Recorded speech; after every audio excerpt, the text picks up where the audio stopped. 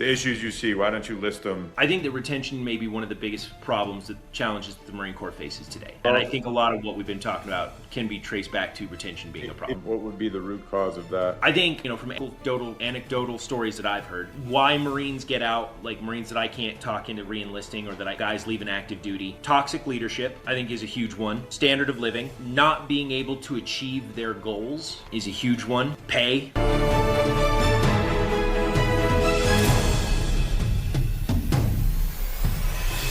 For anybody that listens to this that doesn't know you, if you don't mind, just a quick. So I served with you, I don't even know, 2-3 years at LAR. I recruited you to help me with the different project, and we didn't gain traction. I actually don't know you that well. I just know that you're one of the, I consider them one of those, right? If you need shit done, you probably will call Burkell, right? Whatever that is. And that's kind of the people I want to talk to first. So anyway, give me, prefer also your life story before the Marine Corps, when you got in, kind of your career, whatever, this is both for people in military and people out. Who is Burkell if this ever were to go? I mean, it's just a fun conversation. And guess what? I actually don't know that. I don't want to know myself. I've only seen you in uniform, and I know that you're a capable scout, and you fucking love to scout. That's pretty much the extent of what I know about you, and you're in school. And so anyway, just get me caught up on your life. It's a fun exercise for me. So, my name is Chris Burkell. I'm originally grew up on a cattle ranch outside of a small town in rural Idaho. I enlisted in the Marine Corps right out of high school.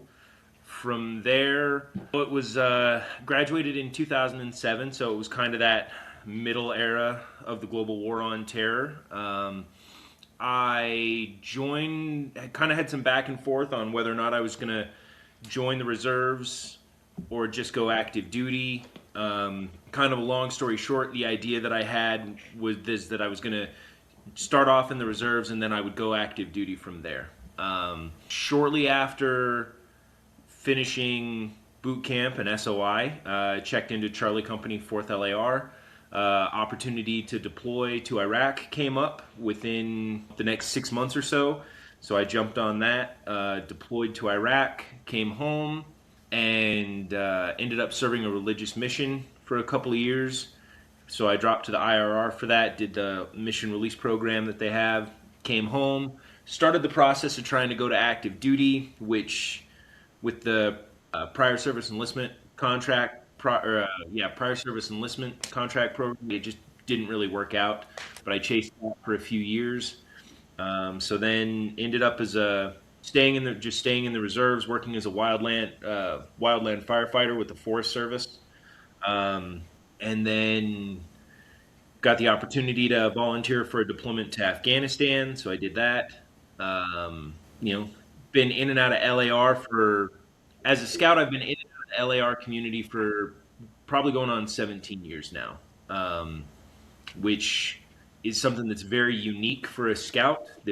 Scouts don't have long-term homes in the LAR community. So, I mean, it's probably a fair bet at this point that I have more time as an LAR scout than probably anybody else in the 4 LAR battalions in the Marine Corps. Nice. I've gotten lucky, got to volunteer, did a unit deployment program out to Okinawa as well. I've done some time in Eastern Europe with the Marine Corps, and I drank the Kool-Aid pretty early on. Like I said, I very much recognize the Marine Corps as a flawed organization, that there are things that we need to fix, but it is something that I love, which is why I have gone back to school. I'm now pursuing my degree again, because the goal ultimately for me would be to try and commission and go back to active duty, and because I love this organization, I want to try and be a part of the change. I know some people think it's idealistic, but do you, this might demonstrate the problem in and of itself. Obviously, we can't build a system for the Burkells of the world because you're nuts. Have they given you any type of probability of because you're my age, what are you, 37, 38? I'm 37. What's the probability that you can go to school and then commission and then go active duty? Because I haven't been given any probability or anything on that from the people who I've talked to. So, for instance, like our current CO, he just came from active duty, and he was working as I guess whatever the position is for officers when they're over like an ROTC, Oh yeah, like an sure. I ROTC don't know. unit. Yeah, Yeah. yeah. He seems to think that I have a pretty good shot. I haven't spoken to an OSO yet, because kind of from what I've been told, it sounds like, you know, really the only option for me is getting the degree, graduating, and then going to OCS. So until I get the degree or get close, I haven't talked to an OSO yet. But You're fucking my understanding is you're the fucking way that nuts, they've dude. changed. You're What? nuts. You're insane. That's insane. Good for you. That's awesome. I'm listen, forget the whole campaign. I'm like, dude, I'm just gonna run this fight to make sure that Burkell gets to be a fucking officer, because that's crazy that you would that's fucking insane. But they do pay for it, right? So they're paying for schooling. So you're like, it's not like or you Yeah, no. So I mean, I have, especially with all the deployments and everything, the schools, the TAD time and everything I have. Like I qualify 100% for the 9/11 GI Bill. So I'm using the GI Bill to go to school. what are you studying? So originally, when I first started going to school, I was studying criminal justice. When I was young, I had the idea. My thought was that maybe one day I would go into federal law enforcement. But just kind of the deeper into that I got, the more I realized that it just wasn't really what I wanted to do, or like the reasons why I had like thought about going into that weren't really like the reasons I think somebody should. So now, if all you need is a degree, I love history, so I'm studying history. All right, good, Like, dude. No, what emphasis? I know you've told me this. I just don't what emphasis. so I haven't picked a focus yet. I have about a year left. So my idea right now is, hopefully, I just finished my last final yesterday for this semester. So in the fall, I'm going to try to transfer down to University of Utah or Utah State University and to finish up, and that's when I'll have to declare a focus. Man, I'd love to talk to you about that. If we have time, remind me to ask you about your study of story, if any. So you did a mission, so we obviously can infer what religious background you are. Do you remain a part of that institution, or have you? We're online, so if this is the part you don't want to talk about, you can. I'm just that's just my curiosity. No, it's fine. Yeah. It's fine. So so I was raised Latter-day Saint Mormon. My family was always kind of like what they would refer to as less active. Like, oh, would go for a bit and then we wouldn't, and then would go for a bit and then we wouldn't. And I did volunteer to serve a 2-year religious mission. I would not say that I am affiliated with the church anymore. Got it. Like I don't go as far as some people do, where they like hard out and hold it against the church, and they want their name taken off the records and all that. But I just don't go. I wish them all the best. In our next episode, I have to dig into that, or you have to give me somebody, because there's this deconstruction tour that I'm on that was principled in. I led a bunch of Bible, so I'm a recovering. I hate to say that term, like what the fucking meme, but I'm a recovering Protestant evangelical, and the signifying event was one of my Bible studies, which I've been leading since college, right? They're talking all sorts of shit about y'all, and I sat in your guys' building. I listened to the sermon about the same Jesus. I was like, no, they believe in Jesus, and these guys are adamant that you guys. I'm like, you guys have no clue. And then, right after they go do the research and like, well, yeah, it's a different Jesus, and I'm like, we're all effing the pooch, right? It's like, dude, well, yeah, that's prosperity gospel, and that's blah blah blah, and it's like, dude. I think we all get it wrong. Jesus is great. Religion is not. Yeah, they so like like the LDS. Yeah, definitely not something we need to go into now unless you want. But yeah, the LDS Church uses the King James Bible. They always recommend like you do the seminary. So they have like seminary for LDS or Mormon kids. So like, one of your school periods during high school, you go to Sunday school, just like more church schools. So, like I did that. And it rotates through. So like one year we spent a whole year on the Old Testament. The next year we spent a whole year on the New Testament. Like, so. Look, it would make sense to me if Jesus said, write this book down, worship it. Paul's coming, and then whatever his name is. I always get Adam Smith and Joseph Smith. Joseph It's Smith. Joseph. Yeah, I always get those two.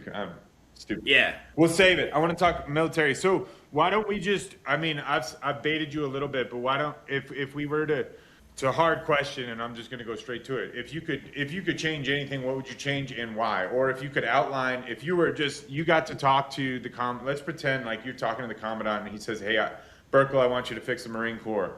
What's going on?" Just like that, blank slate, open canvas, and I'm doing this so broadly because I don't want to pigeonhole. I've already said too much, right? So I want to I want to see where you go and see where my thesis lines up with you, and that's what we're doing.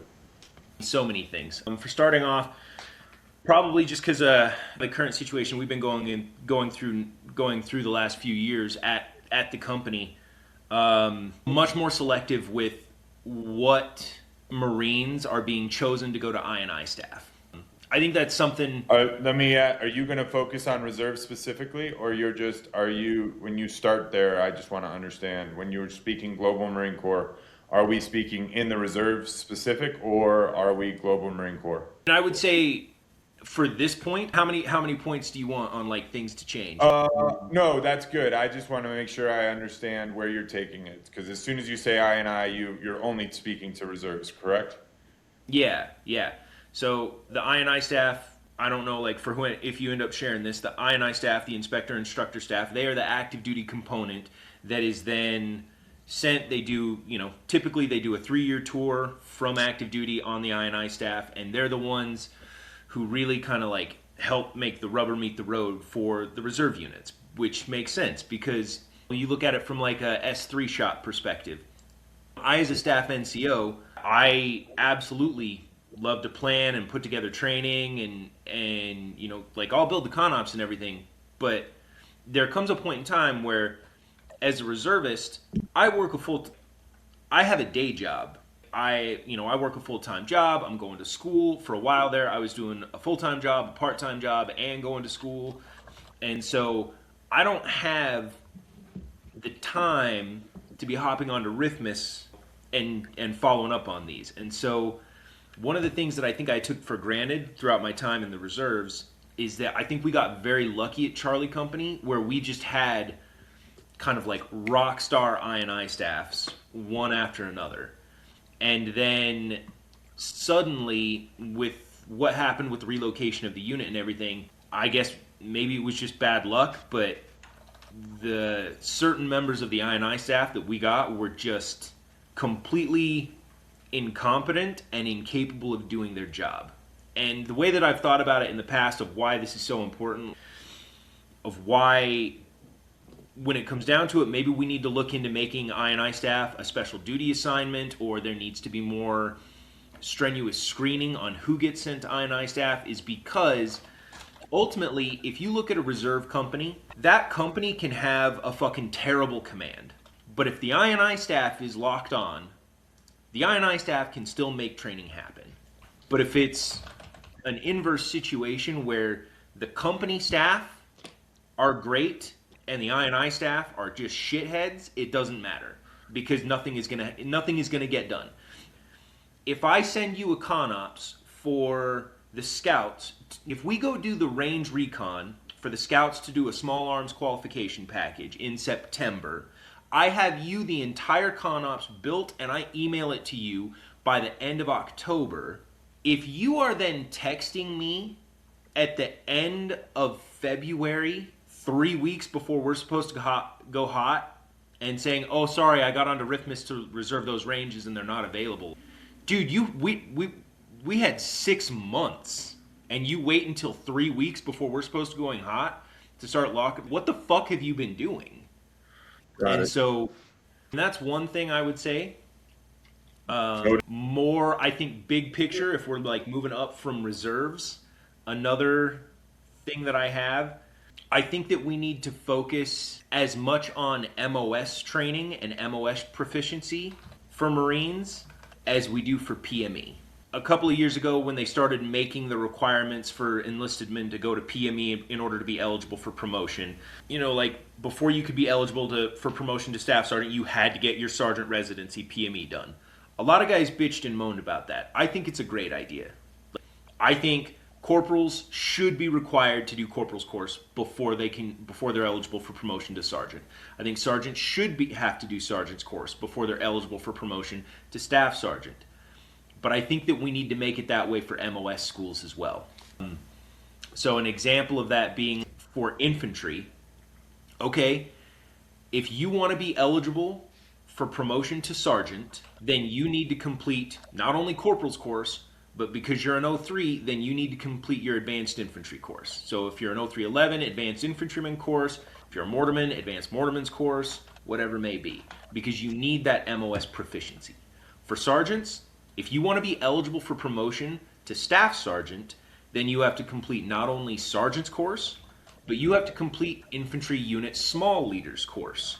Because that's the course that's going to give you the MOS proficiency to really excel, to really be that pinnacle of like small of light infantry leaders and light infantry NCOs that we talk about the Marine Corps being.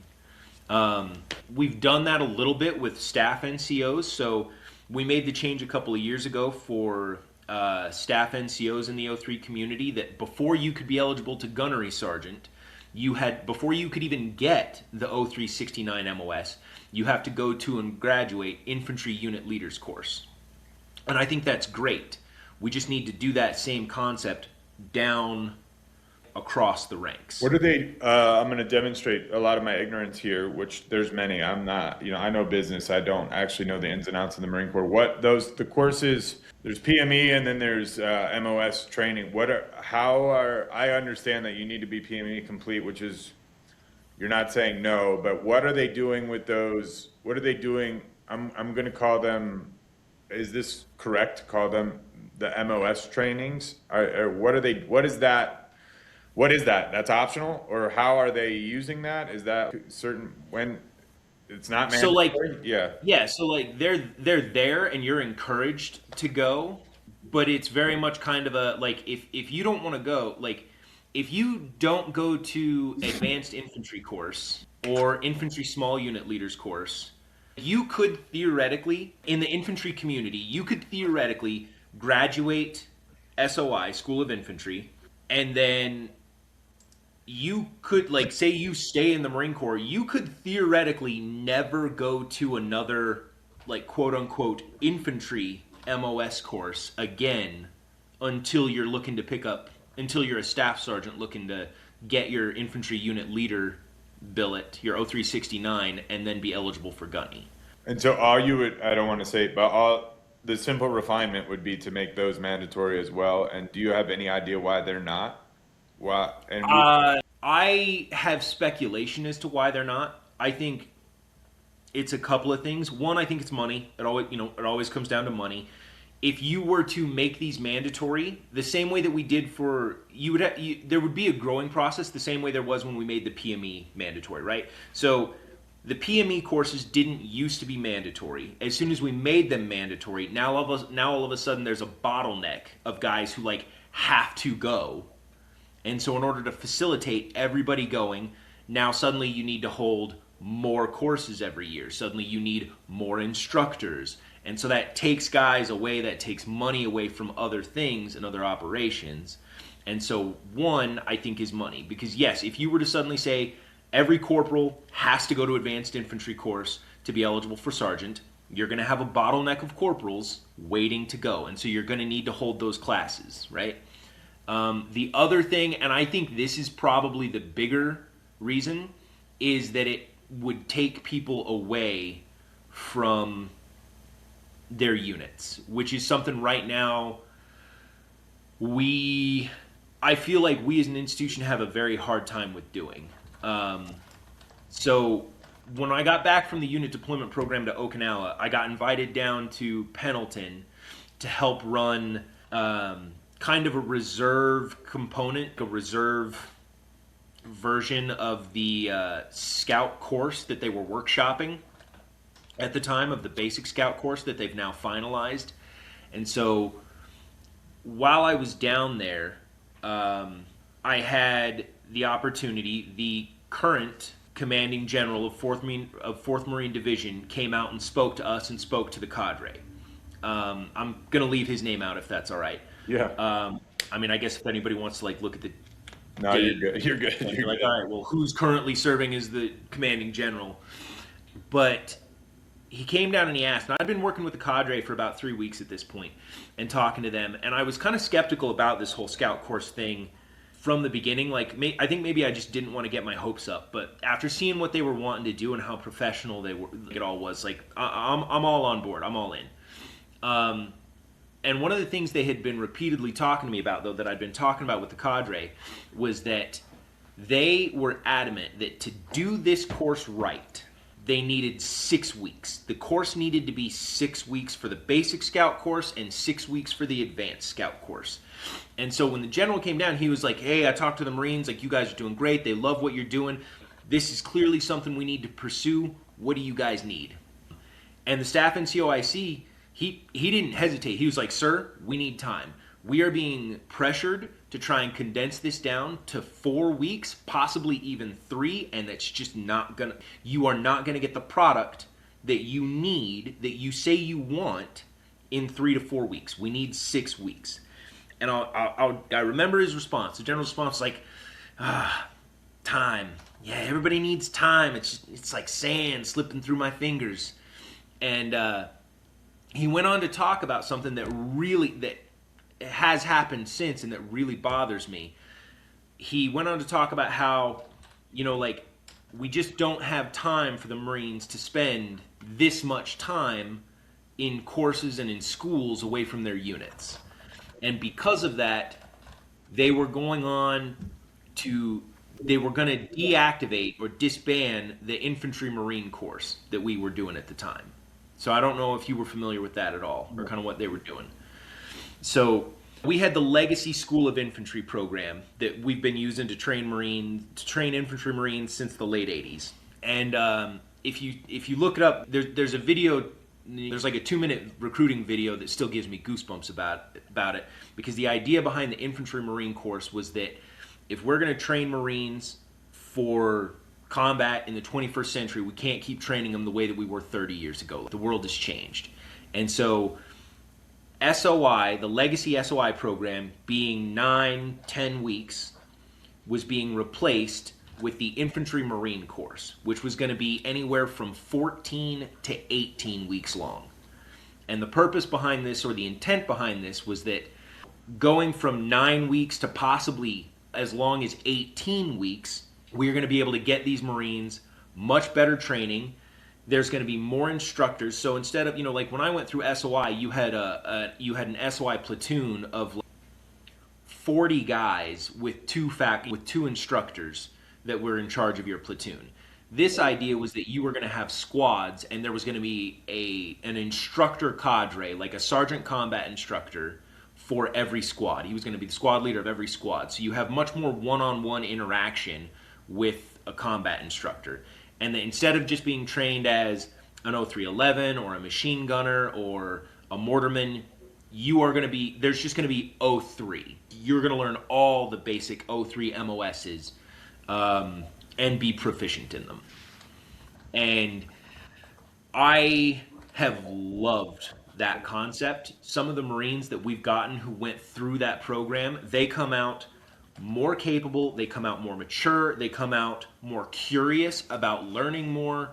I absolutely loved the product that we were getting. And that was something that I cornered him about later. And I was talking to him because he said that they were looking at disbanding that program because, as he put it, the battalion commanders were harassing, or not harassing, but they were complaining to the division commanders that yeah, this is great and they're getting a great product, they're getting great Marines, but we just need bodies. Like in order to maintain the deployment cycles and things like that, we just need bodies. They were saying that we don't have the time or the manpower to spend training these Marines this way. I just need bodies. And I think that carries over as to why maybe part of a reason that we would not be willing to do this with the schools and making the MOS schools mandatory, because we don't want those Marines to be away from their unit for so long. And in my opinion, I think that's a flawed perspective. I think it should be viewed as an investment, right? You're sending this Marine to go to this course. Yes, he's going to spend 8 weeks at advanced infantry course. And during those 8 weeks, yeah, he might miss ITX, but who gives a shit? Like, you're going to do ITX again next year or the year after that. This is an opportunity for you to get a schoolhouse trained Marine team leader who is more proficient, who's more confident, and who's gotten better training. This is very much my personal opinion, and it's based on my personal experience, in that the best training and the most learning I personally have ever received outside of combat deployments has come from professionally run schoolhouses with intelligent cadre who are experienced and know what they're doing and know how to teach. Whereas in my opinion, unit level training that I've gotten is just kind of like maintaining the status quo. So when he told us that the idea that they're just going to get rid of the infantry Marine course because the Marines will then get that training at the battalions when they get to their units, I think that's laughable. Do you think that so one of, as I'm listening to this, is really good perspective, so thank you for sharing, but one of the things I'm like, training should be continuous. We know that it is, but we also know that it isn't, right? You're actually recommending, what I heard you say more or less is to get good training, we need to get them out of their units and send them somewhere else. Why isn't the good training coming to the units perpetually, right? Why isn't that in the case? Why are these two things separate? I understand why they are, but like, would it not make sense if we got to go to the whiteboard, is like, you're not done training when you go to your unit. You just get started training. And this is, would it not make sense? And I understand as it sits today, that's not going to happen unless you do drastic reform. But would it not make sense that that is just part of the training regiment? I know what the millions of reasons why that's not going to happen. But I guess what I'm taking issue with is like, to get Marines really ready, really well trained, we need to get them out of their unit and put them in a different schoolhouse, versus we need to get all the units to be like, the product is really well trained Marines that are lethal as fuck, right? Is it too grandiose to have that as a vision statement? I understand, probably. I don't think so. I guess what I was going to do. Go ahead. Yeah, I guess the difference that I would say is one, I think you're absolutely right. It shouldn't be that way. Training at the unit level shouldn't be just maintenance or maintaining the status quo. It shouldn't be. But I feel like a lot of times it is, and that's something I think you kind of alluded to, like with the current situation. God, I feel like we just in general go to the field so much less than we used to. And especially with some of the new command, the new INI command coming in, that's definitely something that they are pushing hard to change for. Some of the shortcomings that I have seen with that, and again, this is talking a little bit to the experience that I've had the last several years. I think, again, part of this falls on the INI staff, is even when we did go to the field, we've been out in the field all day, and then, okay, now we're just finding out that the TAA isn't locked on. And so we've kind of run into a situation where it's like, okay, thank God we finally got to the field, and then you find out that the resources you needed are not locked on. And it shouldn't be that way. Yes, we should be going to the field at the unit level, and it needs to be well planned out. I don't like locking on a training area and then just showing up at the training area and be like, all right, what are we going to do? Training needs to be thoughtfully planned out, and it should be. I absolutely agree. I guess I think the difference is that, and I don't want to imply that the only way good training can happen is at a schoolhouse.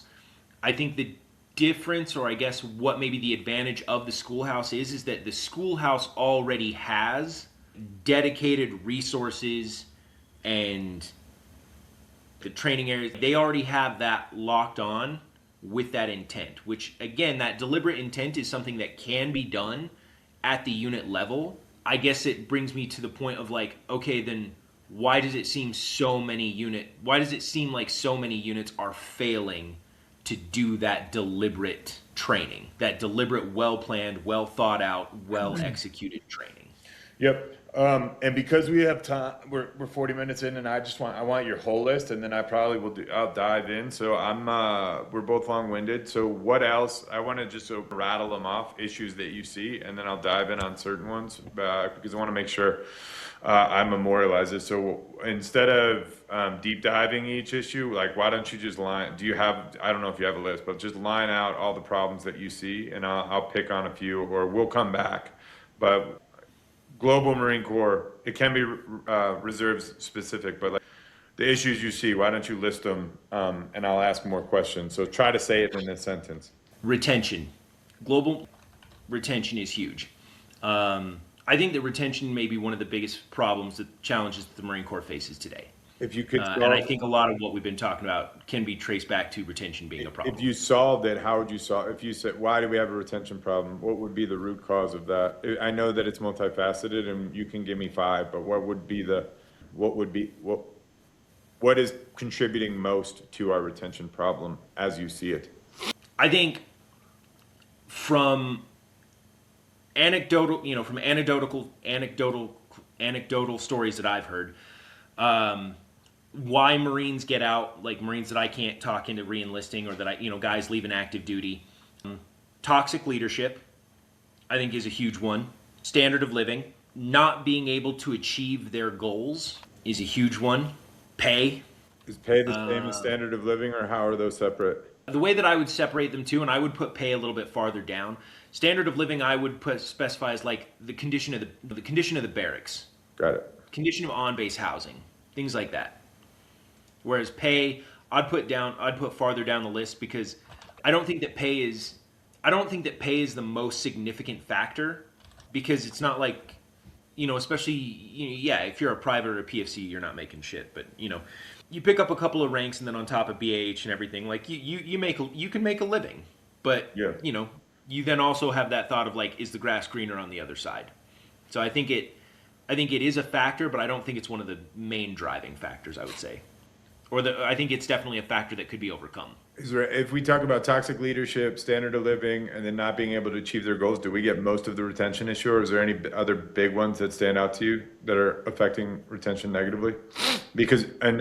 I'm camping on this one because that's why they're listening to me. That's why Sergeant Major is able to get me a meeting, is because they know know that this is a known problem, and it is a data that they can see. Is there anything toxic living, not being able to achieve their goals, is there any big ones that we're missing in the retention problem from your eyes? In my opinion, those are the 3 biggest ones. Okay, then help me understand this, not at being able to achieve their goals. I think I know what you mean, but provide color. What are you saying? So, again, this is my perspective and my experience as a reservist. Throughout my time in the reserves, when the unit was stationed in Utah, for instance, at Camp Williams, you were there. We bled guys to the 19th Special Forces group because we shared the base with them. Because guys wanted to go and be able to do schools. They wanted to be able to they want to do cool guy shit, right?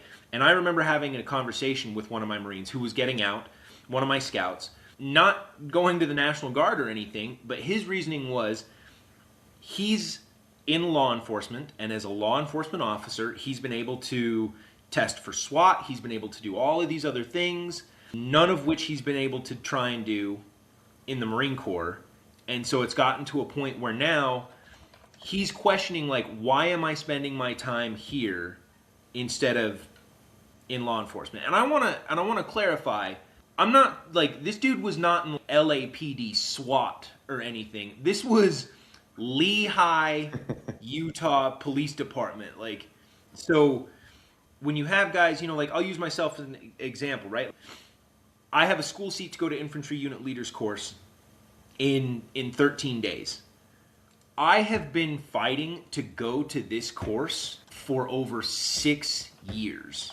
Being able to get guys into training is something that we just don't seem to be able to get it done anymore. I have 3 scouts who have been trying to go to combat marksmanship coaches course for 3 or 4 years, and we just can't seem to get them a school seat. So sorry, and I don't mean that because we only have 15 minutes. I mean this is because mentally watching the trend line because I was wondering if you would go here, but like in summary, like they got in to do badass shit and they don't get to do badass shit, and then you have to try really hard, and then you may still not get to do is and that is kind of my thesis is if you just make it a little bit more badass, people will stick around. Forget the pay; it's not for the pay. It's like, what am I doing? I come to drill and I'm doing admin moves. I'm doing fucking sexual harassment courses. So if I said it that way, if I said that 70, 80, 90% of the time we're doing bullshit, and it wouldn't matter if the 10% was, or 20% of the time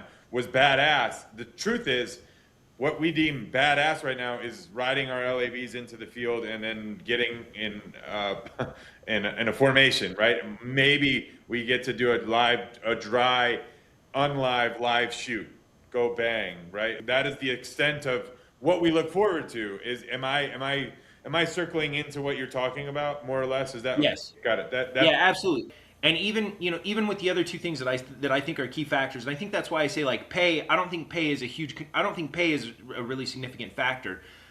And even with the other two, Marines will eat a lot of shit to be able to do some cool things every once in a while. Yeah. Like again, like yeah, guys, I think we all joined the Marine Corps because to one extent or another, whatever MOS you are, whatever you joined specifically to do, we all joined the Marine Corps because we wanted to challenge ourselves. We wanted to be able to face new things, and we wanted to do some cool shit. And so when you have guys active duty or reserve who are just wasting their time, or even when they do go to the field, the training is not worthwhile. It's not good, valuable training. Then yeah, they start to question, what the fuck am I doing here? So notwithstanding, we have some leadership problems. I actually would say this, and I think it's okay I think it's just a culture problem. I think we have a culture of we're in a peacetime Marine Corps. We're so worried about losing a rifle that we're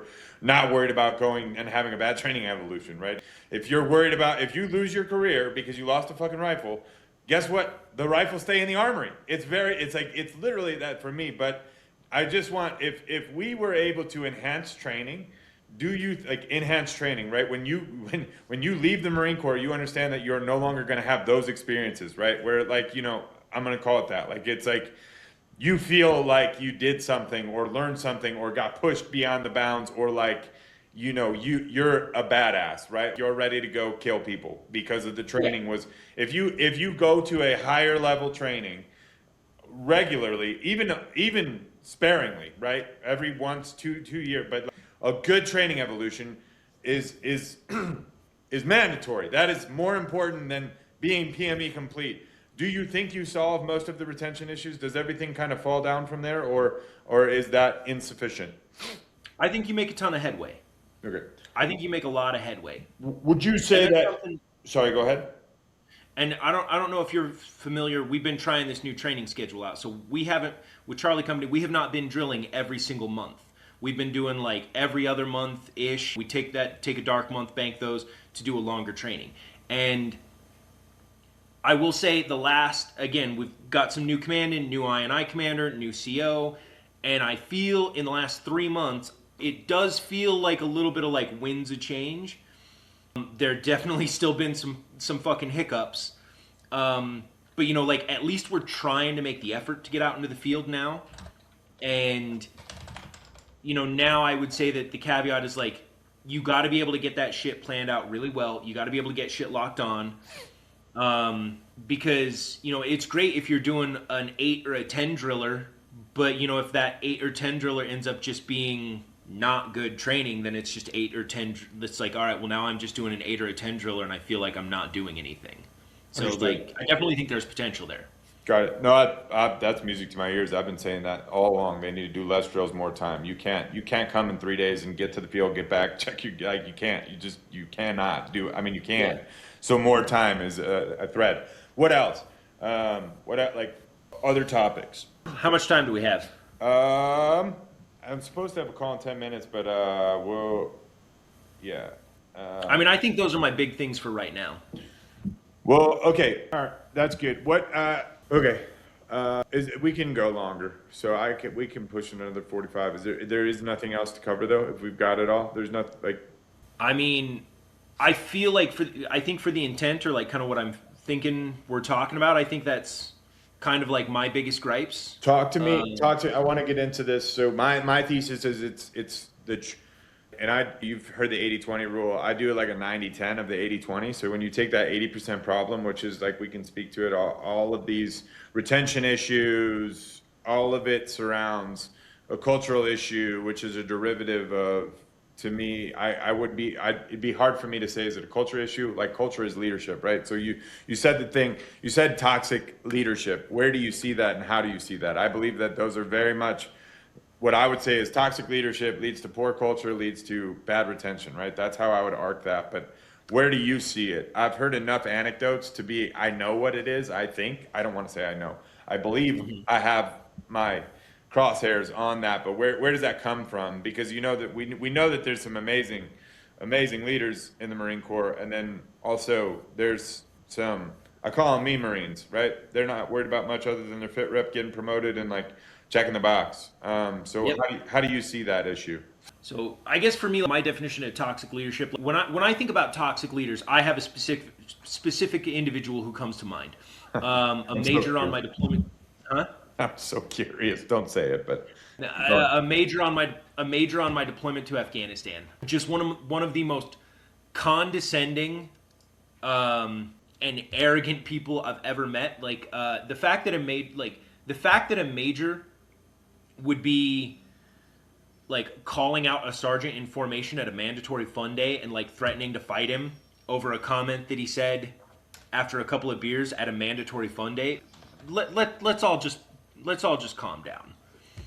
But beyond just like, when I think of like toxic leadership like that, I think not just toxic leadership, but when we don't hold people accountable. Think of how to like word that. Specifically, the example I'm thinking, like, again, tracing back to this last 6-year period we've had with Charlie Company. If a gunnery sergeant in the 3 shop is not, like I said, you know, like the example I gave, that was a real world experience.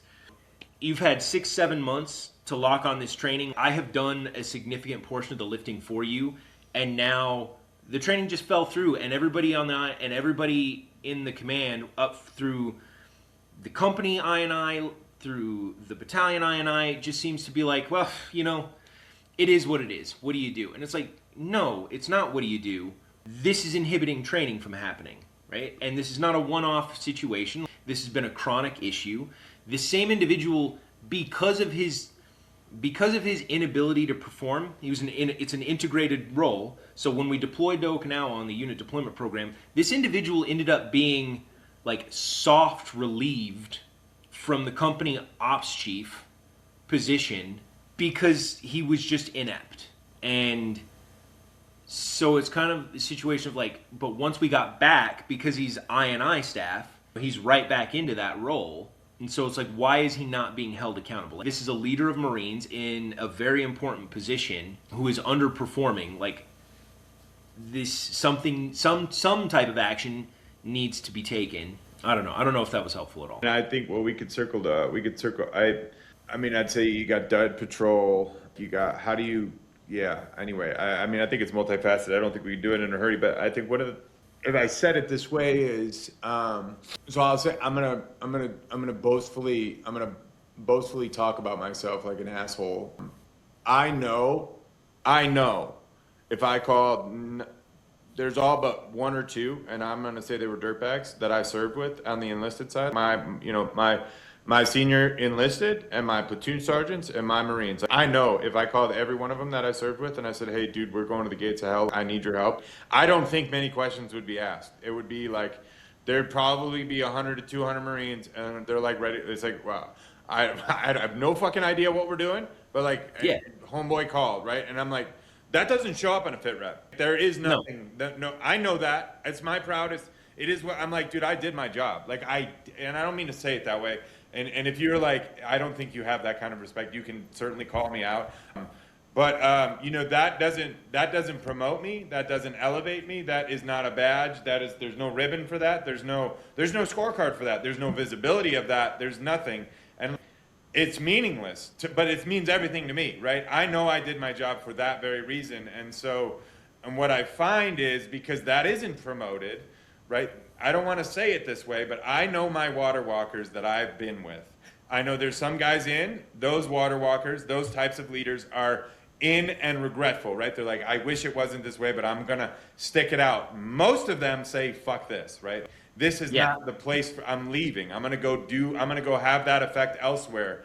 And so for me, I believe, and I'm hesitant. I don't like to say this because I need to go talk to these people. The wrong stay in and get promoted and stick around, and the right ones are gone. And like I don't mean to say it that way, but like that is the trend that I have seen. Is like the people that I would have been the one to say, I'll follow. Where are we going? Right? They're gone. They're out. They didn't. They're not. They don't want to deal with the bullshit. Not but for a select few. Yourself, and I can name a few. I'm not trying to say that everybody at the top is this way. But when I look and I trend it, the guys that are still in are the guys that we weren't sure how they made it to TBS and beyond. And they're, you know what I'm saying? And so go ahead. I think you're absolutely right. So I think, not to blow smoke up your ass, and whoever may be listening to this in the future, again, but no, I honestly, I very much agree with you. And I think you're a perfect example of this. I remember talking about this with Captain Liskay on my Afghan deployment. I remember talking about this, that I feel like we do, or Captain Grimes. You remember Captain Grimes? Oh, yeah. Right? Yep. I think that we do a pretty decent, as a Marine Corps, I think we do a pretty decent job of kicking out the shitbags. The absolute garbage, we do a pretty decent job at getting rid of. We do a horrible job of retaining the water walkers. And again, not trying to blow smoke up your ass, but I think you're a pretty good example of this, sir. You, Captain Grimes, because you gentlemen are competent, you're good at your jobs, you care about your Marines, and you're just not a piece of shit. And the thing about it is that the bar is set so low that when we run into those situations where it's like, man, I'm done with this bullshit, you gentlemen, and again, no fault or anything, but the water walkers we have a very hard time retaining because they can look at the situation and be like, I don't need to put up with this. I can go run a 6 or 7 figure company in the civilian world. I don't need to stay here and deal with this. And so that leaves us with a lot of people who are just like in the middle area. And I think one of the things to what you were saying, sir, about how that doesn't show up on a fit rep, I absolutely agree. And one of the things that they were toying around the idea with a couple of years ago that 360. I think that right? You talk about the 360 fit rep? Yeah, the 360 fit rep. Yeah. What happened to that? Because that's one of the things I would come back with. I've never heard anything. It seems like it just kind of slowly died away, and it's something we don't want to talk about anymore. We're bringing that shit back. That's like sorry, carry on. What were we going to say? I absolutely agree with you because those type of things don't reflect on your fit rep, and they should. That's something that, in my opinion, that matters. And I understand, when we were talking about the 360 degree fit rep, I understand a lot of officers were up in arms about it and being like, oh, some bitter Lance Corporal's going to tank my career. And it's like, I mean, the Marine Corps is not perfect, but I'm pretty sure we could come up with some type of system where, one bad review from shit. It's funny because, and I don't want to say this, but this would be something I know about. Like I do a lot with my scorecards at my company, and you can set conditions so that is not right. You can set conditions to do. It can be done. You just have to do. You know what I mean? It's not simple. You have to. It would go before a board or whatever, right? The question is very simple. Is this guy? Yeah, and it absolutely can be done. It's just difficult to do, and it's not anyway. And I feel like the rebuttal on it is like, oh, well, we don't really need the 360. We don't really need the 360 fit rep because we do the command review climate surveys, and that's so fucking broad. It's such a broad survey that this really affects this really doesn't affect much change. Just to validate, some of my thesis. Would you? So I really love the way you frame that. We do a really good job of getting. I think we do a really good job attracting top talent. Everybody comes in. Yeah, everybody comes in. We just can't keep them. Yeah, they walk right out. So we agree on that. Are you? And I do. I really like that we're left with what's in the middle. Would you? So if I said it this way, and I'm gonna use the term senior enlisted. I'm talking sergeants and above. Sorry, staff sergeants and above, and like senior captains, not young captains. When you look around your sphere and all that you've seen, like I'm going to use you. I believe you're the exception. What I don't have and what I'm trying to figure out, this is really what I'm stuck with right now, is how to not insultingly figure out, like, are you one of 10 where there's 9, what I'm going to call them mediocre, middle of the road, to one kind of, I'm going to say the water walker that stayed even though he shouldn't, right? Like you, like literally, I'm going to say you shouldn't be going to school. Go find yourself a job, make some money, build a family, and all that. You just so love the Marine Corps, and I can go through 5 that are still in, but I can go through 20 I know got out, right? And I just don't know.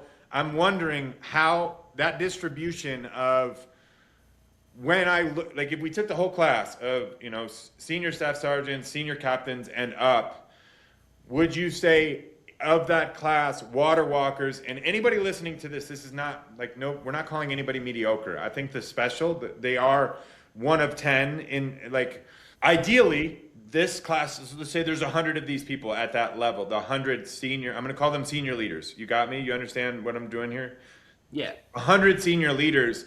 Would you say the unlikely water walker that stayed in shouldn't versus we're not going to say average to below average to above average mediocre. You understand? We're putting them all in a group so nobody can get their feelings hurt. What's that distribution? Do we have 1 to 100? Do we have 1 to 10? Do we have 50%? What do you, if you were being honest, when you look around at senior leadership, in your experience, my number would be 1 to 20. That would be my number if I was to guess. I think that's probably the statistical, my anecdotal, whatever. If you said 1 to 100, I wouldn't disagree. If you said 1 to 10, if you said 1 to 2, I wouldn't. I have no fucking clue. I'm just curious. And that's going to be one of these questions, is like, how many water walkers per average? I would be very selective about water walker, and I would be very liberal with who's average. We're just putting it in average right now. We could go in farther and figure out how many bad leaders we have per 100, but like, you know what I'm talking about, I think. The top of the tree, how many are left in 100?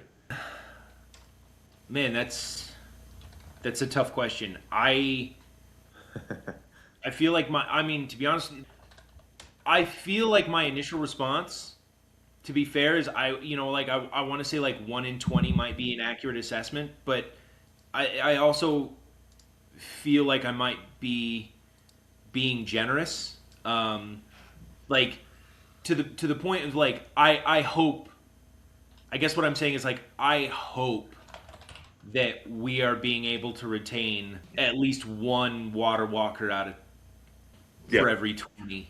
But now your gut, your gut. I'm listening. Sorry, I'm listening. Your gut says that is not actually the case.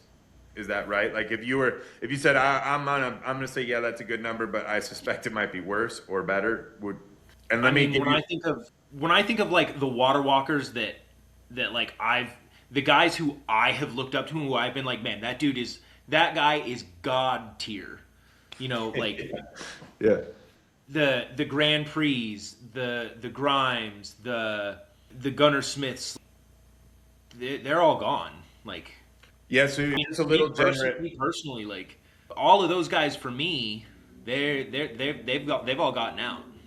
Would you, if you were being, because I weighted you, I biased you, I fucked it up. What would you, if you like looking around the room, and I'm gonna say the godlike, I'm gonna assume I'm not in that class. Put me as the minimum. Let's put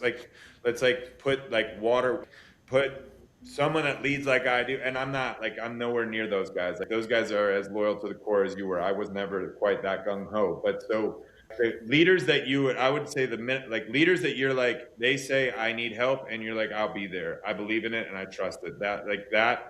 That type. like, and I think the best way to think about it is just take all of in your last 5-10 years, how many, just guess how many leaders you've been around. You got to look at all the other platoon sergeants, all the other, like, think about all the leaders you've been around, take a guess how many numbers those are, and then how many of those standout figures are there. I think that'd just be a good average. If you just live through your experience of, I'm going to the gates of hell with these people. I want them on my squad, or I want to report into them. Those types that. How many of those in the last 5 years I've served with? How many are still around? Well, and versus how many you've been surrounded with, right? So I don't know in any given year how many. I'm just curious what that anecdote sounds like to you. One. One, and would you say that's one of how many have you in your sphere? Would you say you've been In my sphere I'd say 10. No, sorry. One. So in the last 5 years, I understand that there's one that you're ready to go to the gates of hell with, and you want on your team. I think you're still holding them too godlike, but that's okay. That's fair. So one in the last 5 years in my sphere, out of I would say 10, who it's like I would go to the gates of hell with, one is still in. Got it. Okay, but now in the last, and understood. So we have the caliber. I want to know, you've been around one of them in the last 5 years. How many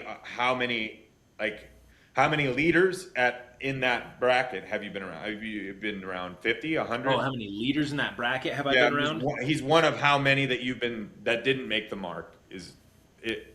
Guess. I don't need it to be super. I don't know. I'm thinking. I want to be very clear. Go ahead. Of how many didn't measure up to that? Yeah, like, and I'm looking at all the platoon sergeant, your peers too, right? Senior Gotcha. enlisted. I'm just trying to get I'm wondering. There's been one that carries that weight. Is he of 20, of 50, of 60? If you were to guess, maybe. I mean, if we're thinking like all platoon sergeants that I've worked for or with, platoon commanders, probably 20 to 30, I'd say. Okay. So our benchmark seems to be, like, anecdotally, imperfectly, seems close. Yeah. It's probably in or around 1 in 20. All right, that's super helpful for me. This has been really, really helpful. So just to give you a little bit of vision, because I know the last time I tried this with you, you're like, what the fuck is he talking about? I think what I'm hopeful that I can pitch. So the first thing I need to do is figure out the thesis, right? Is like we absolutely, where's the retention problem? I think there's two here. We've got just a training SOP problem, and we have a culture, which contributes to the culture issue. So I'm going to say it's culture issue. I think that's what it is. The two things that are feeding into that is bullshit training and the 1 in 20, that leadership. Those are those two. And what I'm positioning to do, and I don't know this yet, this is what I'm kind of working on, is one of three things. Either like, let me come in uniform as a culture advisor through the MOU and go fucking turn around. I'll go turn around units. I know how to do it. I did it in fences. I don't know if the most interesting Civil War would be like Kevin's installers versus Kevin's Marine. It would be funny. It's like, let's go have a fucking battle. I've done it in fencing. I've made fencing fun. And my guys that put up fucking fence, they're goddamn passionate about it. It fucking means something to them, which is fun for me because that's a lot harder than getting excited for you signed up to die. You know what I'm saying? That's where I get upset, is like, we all signed up to eat shit, like the worst, and we end up like feeling bad about it. That's crazy to me. But anyway, so one of three options. The first one is the easiest. Is like, let me just go unit to unit and let me go solve your cultural issues. You fucking haven't. I'll show you. Okay, that's kind of. I don't think I can make everlasting change. What I really want to do is say, hey, I'll fucking recruit them. I'll build them. It's fucking the Marine Corps Cowboys. It's my unit. It's my company. We're fucking universalists. I will go find all the water walkers you already got rid of. I'm going to put them in one fucking room, and we will just do badass shit all the time. All the fucking time. And I don't care what the mission is. Give me the mission. Just give me, whatever it is, give me an impossible one. Let us deploy and fucking put bombs on target. Just give me a 6-month to 12-month workup, a real workup, where I and my Marines have a mission and we do our own fucking workup, not the one that you said. You just tell me what the objective is and let me prove it one time. Give me fucking my first year, and then give me give me the hardest mission that you can't figure out how to fucking do, watch me. Just watch me. Because I will have fucking all the captains, all the people that got out will fucking come. And there's nothing that I'm going to say other than, hey, we're going to do everything that you wish you could have done. Everything that you wish you could have done without the bullshit, right? We don't, like, if you, and guess what? If you fucking suck, there's a door, and I will not keep you in it. I don't care what the contract says, is just get the fuck out of my unit because you're tainting my well, right? And so I'll just do it. I'll just be like, hey, and then you watch this, Marine Corps, you watch this, study it, and then go rinse and repeat. We'll be the beacon of what the fucking Marine Corps should be. What I think the Raiders might be, I don't even really know because we don't know what they do, right? We'll do it publicly. We will be the reserve unit that everybody wants to get the fuck out of active duty to come be a part of because we just do badass shit. No more bullshit. And guess what? The biggest thing that I don't know how to pitch, and I don't want to say this because I can't, if I say it online, they'll be like, no. We're going to be okay if people die in training. We're going to be okay with that. We're going to be okay with like losing rifles. What we're not going to be okay with is anybody coming and feeling like they haven't been challenged in an incredible way and they're not getting good training. That is a bigger problem for me than losing a goddamn magazine in a fucking field op. Because I don't know, I haven't been to combat, but I don't suspect that we're worried about losing magazines in combat. I'm more worried about people dying. And if I do all my training around making sure that nobody dies and we're not in a real fucking environment, that's just dumb. It's dumb. I don't intend to. I'm not going to try to get people killed. But I will say, hey, when you come over here, we're not just going to go on fucking controlled hikes where you don't sweat. You know, like it's going to fucking, it's going to hurt. We're going to make it hurt. We're going to make it hurt so that whenever the fuck we have to go do, it hurts less. And like everybody should be a fucking afraid when the fucking cowboys are coming. Period. End of sentence. So that's what I want to do. If you can't tell, I don't know. I'm trying to set conditions for them to say, yeah, we'll let you try that, right? And so the third thing that I'm thinking of is, hey, we'll be a contractor. I'll be a adjacent. We'll run red team for all your. We don't want to go to the schoolhouse and run red team. We'll go to your units and we'll put on the training, right? As like we'll go put on. Like, we'll have the equipment, all that shit. We'll give you all, like, we'll start with the infantry, the best training that you can, and nobody's beat us, and nobody will beat us. And good luck, right? We'll give you the script. If you can beat us at our own game, that's how we do it. So that's kind of like my three, what I'm preparing to pitch. So where do you enter in is, one, thank you for having this conversation. I want to have like 2 to 3 more. I got to round it out. Like, you brought me perspective. I don't know, dude, right? If you called me and said, hey, I need help with business, I'm like, all right, let me turn the shit inside out. I can do that. Yeah. As it pertains to Marine Corps, I'm like, hey, let me talk to the people that know. I'm going to do some soft launches. And then the biggest thing that I would say, if you're excited, I hope you are. Are you excited? Does this excite you? Even though it's like, yeah. No, this sounds a lot like a couple of, like when you were talking there, it kept making me think like this sounds an awful lot like what a couple of lieutenants were saying when they were trying to parachute behind lines in Africa and attack Rommel's supply lines. I'm all about it.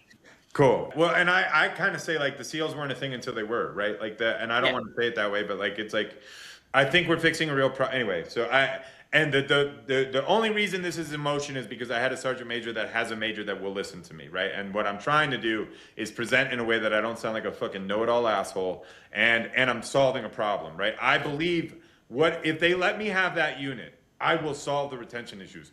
All the people that are out and are like, damn it, I wish. I believe that I will have a fucking waiting list to come into that unit. I know that I will, actually. I mean, I shouldn't say that. You're going to help me prove that, right? So like what I will need help with is be thinking of the other people that I should talk to, and then I'm going to put together a survey, and I'm slowly crafting it to present that says, here's the data, right?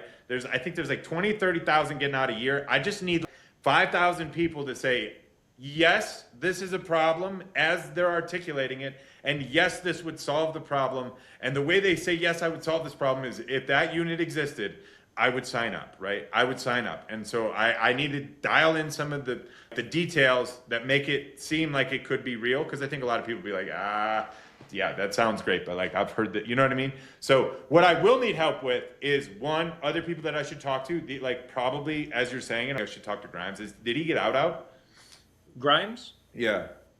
I don't know. Okay. I sent him a message a year ago and never heard anything back.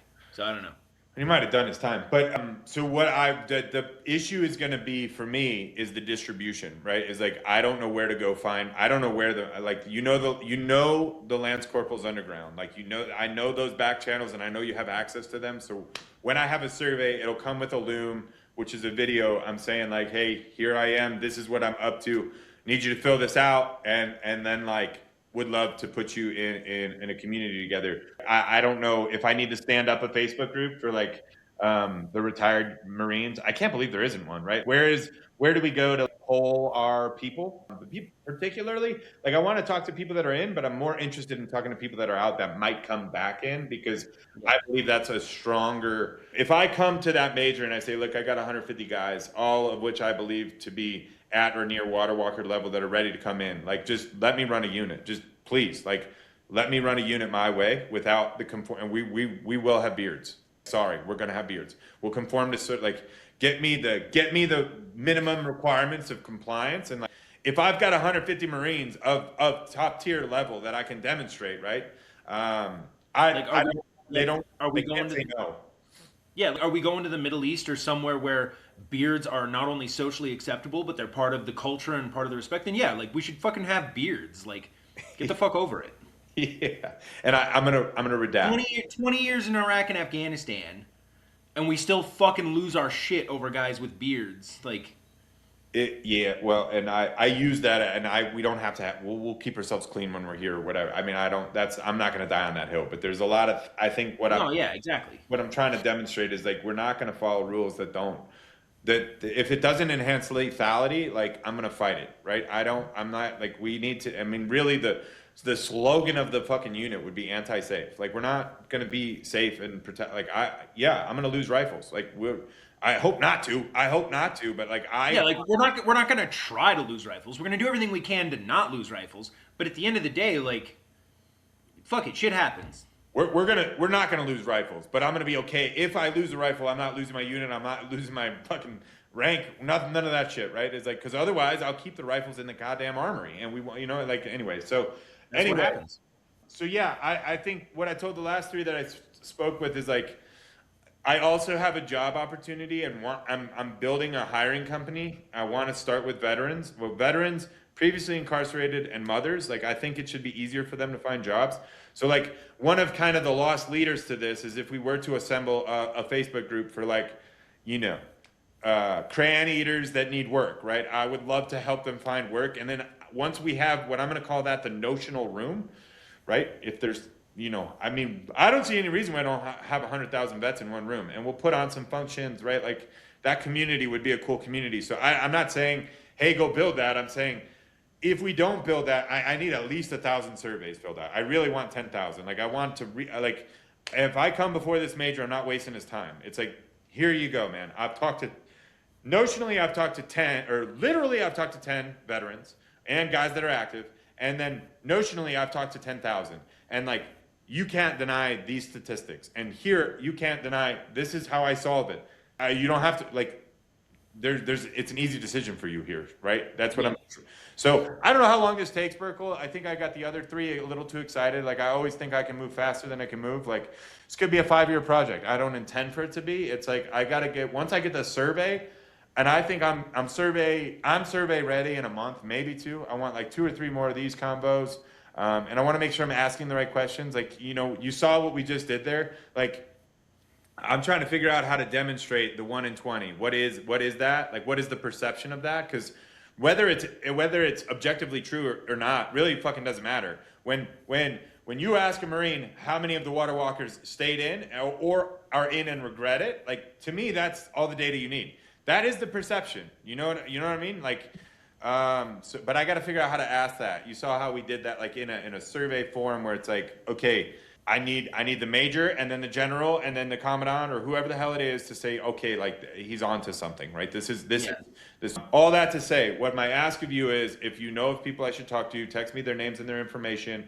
I think I have a video of what I'm doing that you can send, and then be mindful, because I told, like, the last three I got all excited about it. Like, you're going to have a hard time. I said, no, bitch. Like, because our thing was all like decentralized command, right? And they're like, you're going to have a hard time. And I looked at them, I said, no. We, i.e., you are gonna have a hard time because I'm not. I'll fucking go fight with hire. Like at the end of the day, I will put the survey together. I am ready to go fucking get crucified at the stake, talking shit about the existing leadership. I'm down for that. But I need you guys to find me those people that will say yes to the cowboy unit or whatever it is we decide to do. So like, be mindful of that. That's what I will need. I'll need that support because once I have that, it's overwhelming, right? Like it's like, Yeah. So that would be that's if you're down to party with me, that is what I'm gonna need. Yeah, definitely. I don't know how to find them. Yeah. And then I've got some guys like with like if you put together the survey, I've got some guys that I could definitely I would like off the top of my head definitely that I would give it to. Would you be interested in talking to guys who are still in, or guys who have recently gotten out? Yeah, for sure. My only concern is like for you is I so what I've been I can't summarize this conversation in a presentation, right? But what I can do is I have it recorded and I can give it, right? It's like Yeah. it's like here's the data, here's the summary of the data, and then it's like I just don't want to commit anybody to career suicide over it because I'm not like I'm assuming you're okay with it. So I do want to talk Yeah, to I them. don't have I a would problem ask with it them at all. what's up?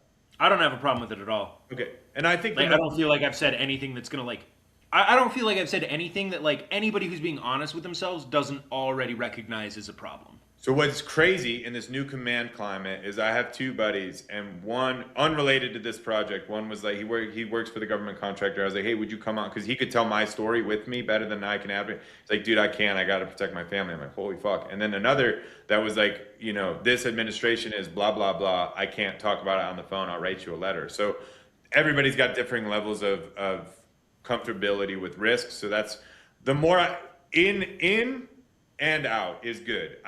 But for me, the strength, so this is the problem, right? So if I pulled all active duty people and that are still in and told them about this, they're going to take their active and everybody's going to get, you know what I'm saying? So like, Yeah. what I really want to deliver the most value with is pulling people that are unassociated, and want to get back involved. That's where the strength is. Cause I'm pulling water walkers, not away from your units currently, but from out, right?